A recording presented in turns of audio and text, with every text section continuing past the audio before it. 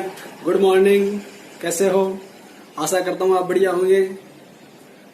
Last जो video था अपना, इससे पहले वाला वीडियो दंड प्रक्रिया संहिता 1973 सीआरपीसी 1973 का एक जो फर्स्ट वीडियो मैंने जारी किया था, उसी का अगला क्रम हम आज इस वीडियो के माध्यम से पढ़ेंगे। ये बेसिकली जो वीडियो मैं बना रहा हूँ, ये LLB first year, second year और थर्ड ईयर तीनों क्लासेस के लिए वेरी वेरी इंपॉर्टेंट, बहुत महत्वपूर्ण है।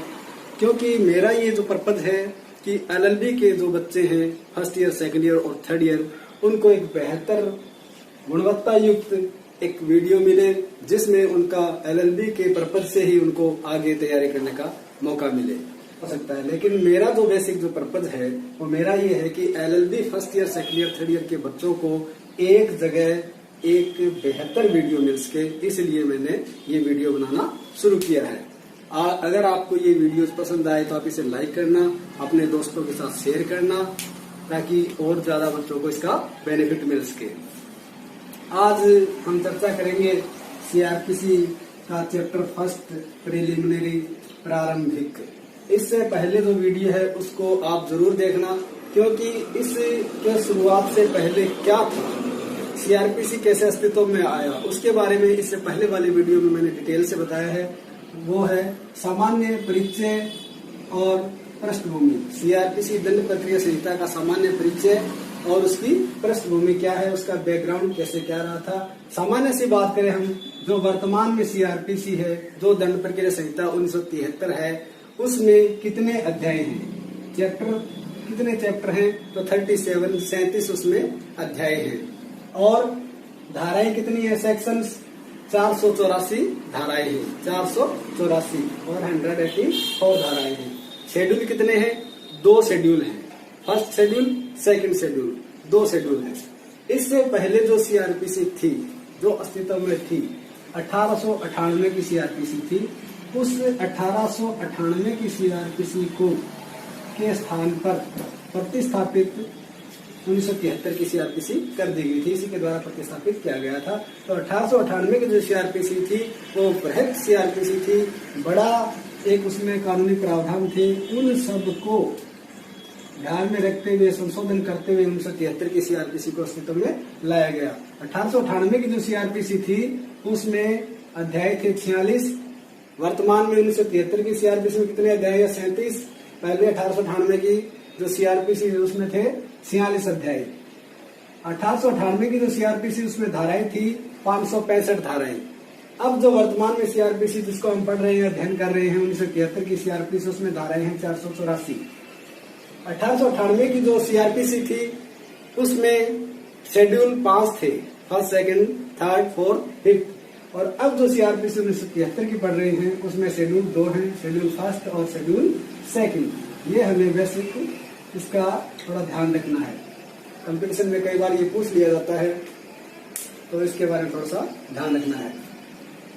आज हम सीआरपीसी का जो स्टार्टिंग है, चैप्टर फर्स्ट है, प्रारंभिक, प्रिलिमिनरी, तो उसके बारे में देखेंगे। सीआरपीसी के इस चैप्टर फर्स्ट में 5 धाराएं हैं।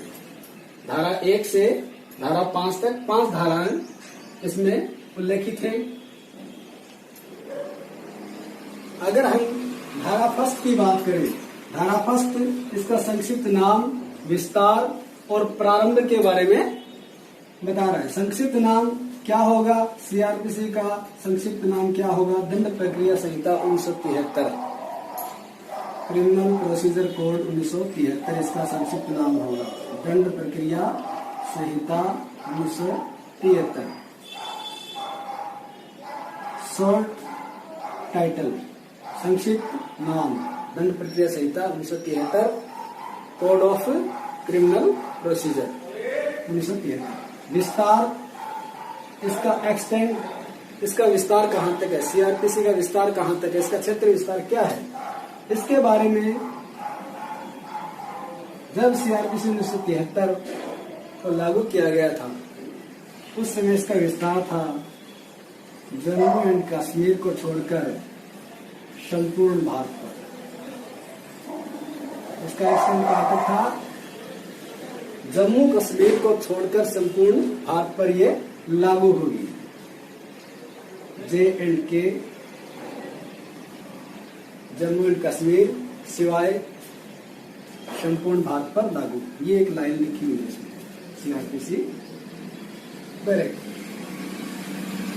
लेकिन अब परिस्थितियां चेंज हो गई, तो सीआरपीसी का विस्तार संपूर्ण भारत पर हो गया है। कब हुआ? 31 अक्टूबर 2019। 31 अक्टूबर 2019 के नोटिफिकेशन से, गजट नोटिफिकेशन से अब सीआरपीसी का विस्तार जम्मू कश्मीर के सिवाय संपूर्ण भारत पर नहीं, अब संपूर्ण भारत पर है, जिसमें जम्मू कश्मीर भी शामिल है। यानी सीआरपीसी का विस्तार क्षेत्र कहां तक हो गया? अब संपूर्ण भारत पर इसका विस्तार है। अब जम्मू कश्मीर पर भी सीआरपीसी लागू होगी। कब से? 31 अक्टूबर 2019 के नोटिफिकेशन से ये इस पर सीआरपीसी लागू कर दी गई है। प्रारंभ, कमेंसमेंट सीआरपीसी कब लागू हुआ? इसमें डेट दी है 1974। यानी सीआरपीसी कब लागू हुआ? 1 अप्रैल 1974 को लागू हुआ। तो आप धारा 1 को एक बार फिर से देखना, सेक्शन 1 को। संक्षिप्त नाम, इसका संक्षिप्त नाम शॉर्ट टाइटल है वो कोड ऑफ क्रिमिनल प्रोसीजर 1973, यानी दंड प्रक्रिया संहिता 1973। इसका विस्तार की बात करें तो वर्तमान में इसका विस्तार संपूर्ण भारत पर है। पहले जम्मू एंड कश्मीर के सिवाय संपूर्ण भारत पर था, लेकिन 31 अक्टूबर 2019 के नोटिफिकेशन के बाद इसका विस्तार संपूर्ण भारत पर हो गया है। यानी अब सीआरपीसी जम्मू एंड कश्मीर पर भी लागू होगी, क्योंकि जम्मू एंड कश्मीर को अब स्टेट का दर्जा नहीं है। अब जम्मू एंड कश्मीर को केंद्र शासित प्रदेश बना दिया गया है और राज्य का दर्जा खत्म कर दिया, और 31 अक्टूबर 2019 से ये लागू कर दिया गया। क्योंकि पहले आर्टिकल 370 था जिस पर विशेष दर्जा था, इसे विशेष सुविधाएं थी, अब वो सारी सुविधाएं खत्म कर दी गई है। अब ये सामान्य श्रेणी में आ गया है, इसलिए इस पर सीआरपीसी लागू कर दी गई है। प्रारंभ, सीआरपीसी का प्रारंभ कब हुआ? 1 अप्रैल 1974 को इसका प्रारंभ माना जाता है, प्रवर्त माना जाता है। ये थी धारा 1। अब हम धारा 2 की बात करेंगे, सेक्शन 2।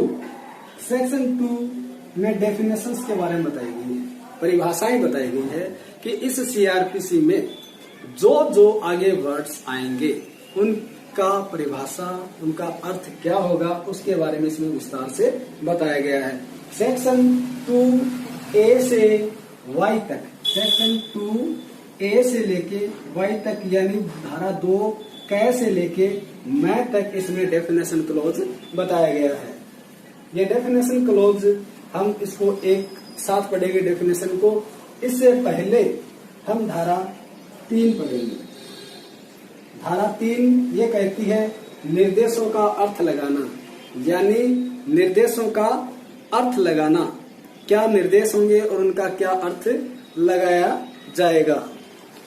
जो सीआरपीसी में जहां जहां मजिस्ट्रेट शब्द है, जहां जहां मजिस्ट्रेट शब्द है, उस मजिस्ट्रेट का क्या अर्थ होगा, जब तक कोई विशेषक शब्दों के बिना मजिस्ट्रेट के प्रति निर्देश का क्या अर्थ होगा, यानी संदर्भ से अन्यथा अपेक्षित न हो, तब महानगर क्षेत्र के बाहर मजिस्ट्रेट का अगर अर्थ कैसे, निर्देश क्या होगा, मजिस्ट्रेट के शब्द का जो अर्थ क्या होगा कि जो महानगर मजिस्ट्रेट है उससे बाहर, अगर महानगर मजिस्ट्रेट है तो उससे बाहर महानगर मजिस्ट्रेट क्या होगा, एक न्यायिक मजिस्ट्रेट होगा। मजिस्ट्रेट या मुख्य प्रेसिडेंसी मजिस्ट्रेट के प्रति निर्देश का क्या अर्थ लगाया जाएगा। प्रेसिडेंसी मजिस्ट्रेट का मतलब महानगर मजिस्ट्रेट या मुख्य न्यायिक महानगर मजिस्ट्रेट के प्रति निर्देश है, यानी प्रेसिडेंसी मजिस्ट्रेट होगा वो महानगर मजिस्ट्रेट होगा, और मुख्य प्रेसिडेंसी मजिस्ट्रेट होगा उसका निर्देश मुख्य महानगर मजिस्ट्रेट के प्रति निर्देश से होगा। इसके साथ साथ 3 निर्देशों का अर्थ लगाना, यानी किस क्षेत्र में मजिस्ट्रेट के प्रति निर्देश से क्या तात्पर्य है। महानगर क्षेत्र में है तो महानगर मजिस्ट्रेट होगा, मुख्य महानगर मजिस्ट्रेट होगा, और वही अगर प्रेसिडेंसी क्षेत्र है तो वहाँ महानगर मजिस्ट्रेट होगा, अगर मुख्य प्रेसिडेंसी क्षेत्र है तो वहाँ मुख्य महानगर मजिस्ट्रेट होगा। इनके अलावा आउट ऑफ एरिया जो मेट्रोपॉलिटन मजिस्ट्रेट है वो न्यायिक मजिस्ट्रेट होंगे। न्यायिक मजिस्ट्रेट प्रथम, न्यायिक मजिस्ट्रेट द्वितीय, यानी मुख्य न्यायिक मजिस्ट्रेट फर्स्ट क्लास और न्यायिक मजिस्ट्रेट द्वितीय क्लास है। ठीक है, इसके बाद हम धारा 4 की बात करें तो धारा 4 ये कहती है कि भारतीय दंड संहिता और अन्य विधियों के अधीन अपराधों का विचारण। सेक्शन 4 सीआरपीसी का ये कहता है कि भारतीय दंड संहिता या अन्य विधियों के अधीन अपराधों का विचारण। जो भारतीय दंड संहिता के अधीन सेक्शंस दिए गए हैं, कितने सेक्शन है भारतीय दंड संहिता में? 511 सेक्शन है। आईपीसी जिसको बोलते हैं इंडियन पेनल कोड, आईपीसी में जो अपराध दिए गए हैं उनका विचारण किस प्रोसेस के तहत किया जाएगा, उसमें अपनाई जाने वाली प्रक्रिया क्या होगी, वो सीआरपीसी की धारा 4 बताती है कि आईपीसी में जो भी वर्णित दंड है, जो भी अपराध हैं, उनका जो विचारण है, जांच है, इन्वेस्टिगेशन या इंक्वायरी या ट्रायल, जो सारे वो किसके अधीन होंगे? धारा 4 के अधीन यानी सीआरपीसी के अधीन होंगे या अन्य विधियों के अधीन। आईपीसी के अलावा कोई अन्य विधि है तो उसमें कौन सी प्रोसेस अपनाई जाएगी, वो भी सीआरपीसी के तहत अपराधों का विचारण, उनमें भी इसी अपराधों का विचारण, जांच, अनुसंधान वगैरह इसी तरीके से होगा जैसे आईपीसी के तहत होता है। लेकिन तब तक होगा जब तक उस विधि के अधीन अगर कोई प्रोसेस नहीं बताई गई है, तब सीआरपीसी के तहत होगा। अगर उस पर्टिकुलर किसी विधि के अधीन अगर कोई प्रोसेस बताई गई है तो फिर उसी विधि के अधीन उसका विचारण या अनुसंधान होगा। लेकिन अगर नहीं विधि बताई गई है तब आईपीसी या अन्य किसी भी विधि के अधीन कोई अपराध है तो उसका विचारण सीआरपीसी के तहत किया जाएगा। धारा 5 सेविंग्स व्यावर्ती। धारा 5 ये कहती है व्यावर्ती या सेविंग्स, यानी धारा 5 ये कहती है कि जहां कहीं लोकल लॉ है, जहां कहीं लोकल लॉ है या कोई स्पेशल लॉ है या स्थानीय है या विशेष कोई विधि है तो उन पर सीआरपीसी का कोई प्रभाव नहीं होगा। यानी ये उनको बचाती है, ये उनको व्यावर्त करती है, सेविंग्स करती है। सेविंग का अर्थ बचाना होता है। यानी ये कहता है कि जहां लोकल लॉ या विशेष लॉ है तो उन पर सीआरपीसी का कोई प्रभाव नहीं होगा। तत्समय कोई प्रवर्त विधि जो किसी विशेष अधिकारिता या शक्ति या उस विधि द्वारा विहित किसी विशेष प्रक्रिया पर प्रभाव नहीं डालेगी। लोकल लॉ है या कोई स्पेशल लॉ है या इसके अलावा कोई तत्समय प्रवर्त कोई विधि है, उसके भी कोई अगर विशेष विधि के बारे में वर्णन किया गया है तो उस पर यह प्रभाव नहीं डालेगी। तो ये हमारे सेक्शन 1 संक्षिप्त नाम, विस्तार और प्रारंभ, सेक्शन 2 परिभाषाएं, सेक्शन 3 निर्देशों का अर्थ लगाना, किससे क्या अर्थ लगाया जाएगा, सेक्शन 4 जो आईपीसी या अन्य विधियों के अधीन जो अपराध है उनका विचारण किसके अधीन किया जाएगा, सीआरपीसी के अधीन, और सेक्शन 5 सीआरपीसी की धारा 5 व्यावर्तियां सेविंग्स बताती है जहाँ लोकल लॉ या स्पेशल लॉ है उन पर यह प्रभाव नहीं डालेगी। अब हम बात करेंगे सेक्शन 2 की। मैंने कहा था इसकी चर्चा अलग से करेंगे। तो सेक्शन 2 में डेफिनेशंस बताई गई है, परिभाषाएं बताई गई है।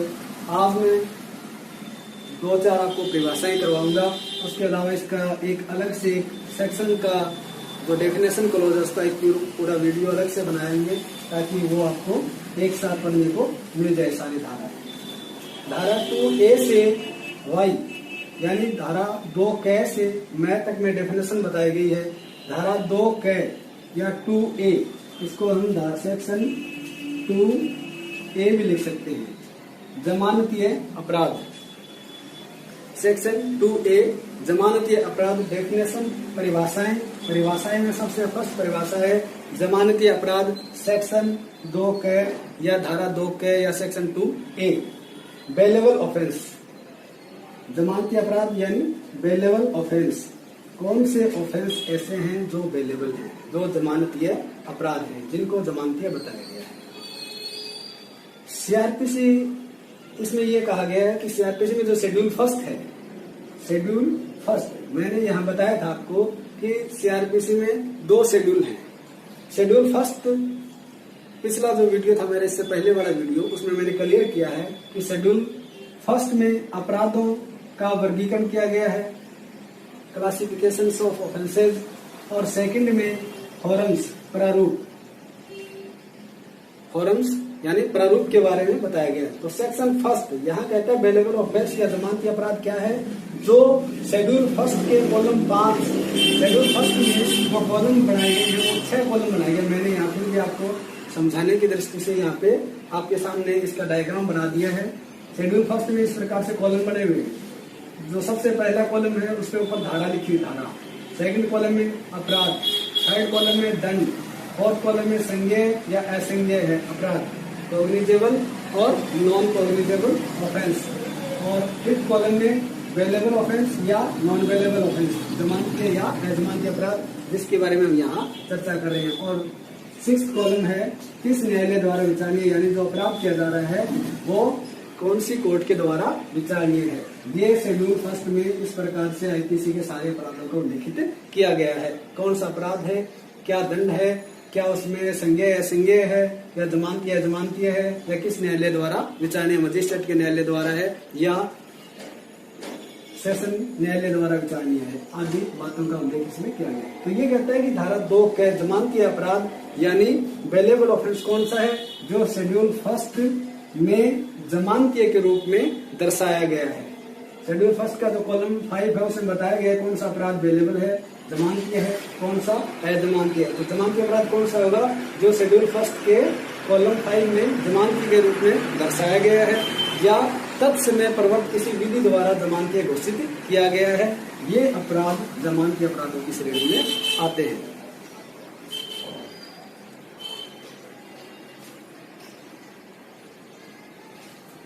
और इनके अलावा जो अपराध बच गए, जो शेड्यूल फर्स्ट कॉलम 5 के द्वारा अलग से जो अपराध बच गए हैं, शेष हैं, वो सारे अपराध कैसे होंगे, अजमानती अपराध होंगे। इसमें कोई दिक्कत, मैं समझता हूँ आपके समझ में आया होगा कि जमानती अपराध क्या है। सेक्शन 2A बेलेबल ऑफेंस, ऐसे अपराध या वे अपराध जो अनुसूची फर्स्ट में जमानती के रूप में दर्शाए गए हैं या तत्समय प्रवर्त किसी विधि द्वारा जमानती घोषित किए गए हैं, वो जमानती अपराध होंगे। अन्य अपराध अजमानती अपराधों की श्रेणी में माने जाएंगे। सेक्शन 2B धारा 2 है आरोप, इसे हम चार्ज भी कहते हैं। बताइए आरोप के अंतर्गत जब आरोप में एक से अधिक शीर्ष हो, आरोप का कोई भी शीर्ष आरोप की श्रेणी में आता है। जब आरोप में एक से अधिक शीर्ष हो तब आरोप में कोई भी शीर्ष आरोप माना जाता है। कई बार आपने देखा होगा कई अपराध एक साथ हो जाते हैं, तो उन सभी का चार्ज आरोप लगाया जाता है उस अभियुक्त पर। तब उनके लिए अलग अलग मुकदमे, अलग अलग केसेस करने की आवश्यकता नहीं है, अलग अलग ट्रायल करने की आवश्यकता नहीं है। उन सभी अपराधों का एक साथ विचारण किया जा सकता है। तब जो चार्ज का जो टाइटल होगा वो एक से अधिक होंगे। उन सभी में जो सभी टाइटल्स हैं वो सारे के सारे क्या माने जाएंगे, आरोप माने जाएंगे। आरोप में एक या एक से अधिक कोई भी शीर्ष आरोप माना जाता है। धारा 2 या सेक्शन 2C संज्ञेय अपराध, कॉग्निजेबल ऑफेंस या संज्ञेय केस, संज्ञेय मामला, कॉग्निजेबल केस। संज्ञेय अपराध, कॉग्निजेबल ऑफेंस या संज्ञेय मामला, कॉग्निजेबल केस कौन सा होगा, जो शेड्यूल फर्स्ट के कॉलम 4 में मैंने बताया था ना, शेड्यूल फर्स्ट के कॉलम 5 में जमानती और अजमानती अपराधों का वर्गीकरण किया गया। कौन से अपराध जमानती है, अवेलेबल है, कौन सा नॉन अवेलेबल है। और इसी शेड्यूल फर्स्ट में जो कॉलम 4 है उसमें कॉग्निजेबल और नॉन कॉग्निजेबल अपराधों का उल्लेख किया गया है। तो कौन से अपराध कॉग्निजेबल है, कौन से नॉन कॉग्निजेबल है। तो संज्ञेय अपराध कौन से होंगे, संज्ञेय मामला क्या होगा, जो शेड्यूल फर्स्ट में संज्ञेय या संज्ञेय अपराध या संज्ञेय मामला जिसको उल्लेखित किया गया है वो इस श्रेणी में आएंगे। जिसमें पुलिस अधिकारी क्या कर सकता है, संज्ञेय अपराध या संज्ञेय मामला में पुलिस अधिकारी बिना वारंट के गिरफ्तार कर सकता है, बिना वारंट के गिरफ्तार कर सकता है। किस केसेस में? जो संज्ञेय अपराध हैं उनमें या संज्ञेय मामला उनमें पुलिस अधिकारी बिना वारंट के गिरफ्तार कर सकता है, यानी गिरफ्तारी के लिए उसे मजिस्ट्रेट के वारंट की आवश्यकता नहीं है, वो डायरेक्ट जाके उसे बिना वारंट के ही किसी व्यक्ति को तुरंत गिरफ्तार कर सकता है। संज्ञेय का अगर सामान्य से बात करें, संज्ञेय का अर्थ संगीन, और संगीन कहे या इसे गंभीर कहे, यानी ऐसे अपराध जो संगीन प्रकृति के हैं या गंभीर प्रकृति के हैं वो संज्ञेय अपराधों की श्रेणी में आते हैं। और इनमें जो शेड्यूल फर्स्ट में बताया गया है कि वो संज्ञेय है या असंज्ञेय है और जिनमें पुलिस अधिकारी बिना वारंट के गिरफ्तार कर सकता है वो संज्ञेय मामला या संज्ञेय अपराध की श्रेणी में आते हैं जाएंगे। इसके बाद हम नेक्स्ट जो आगे के डेफिनेशन क्लोज है उसके बारे में अगले वीडियो में चर्चा करेंगे। सेक्शन 2 को फिर से ये जो करवाई गई है इनको भी हम दोबारा शॉर्ट में करते हुए एक पूरा वीडियो डेफिनेशन क्लोज का बनाएंगे। अगर ये वीडियो आपको अच्छा लगे, अगर आपको पसंद आया है और इसके बारे में जो भी आपके कमेंट है, इसमें क्या सुधार करने चाहिए, कैसा इसमें और इम्प्रूवमेंट किया जा सकता है, इन सब के बारे में आप कमेंट बॉक्स में कमेंट लिखकर मुझे जरूर बताना, ताकि नेक्स्ट वीडियो जो डेफिनेशन का आएगा उसमें आपके कमेंटों को महत्व देते हुए उसमें और सुधार किया जा सके और अधिक आपके लिए उपयोगी वीडियो बनाए जा सके। अगर आपको ये पसंद आए तो इसको लाइक कर देना, चैनल को सब्सक्राइब करना, अपने दोस्तों को भी बोलना कि उसको सब्सक्राइब करें ताकि ज्यादा से ज्यादा आपको बेनिफिट मिल सके। थैंक यू, धन्यवाद।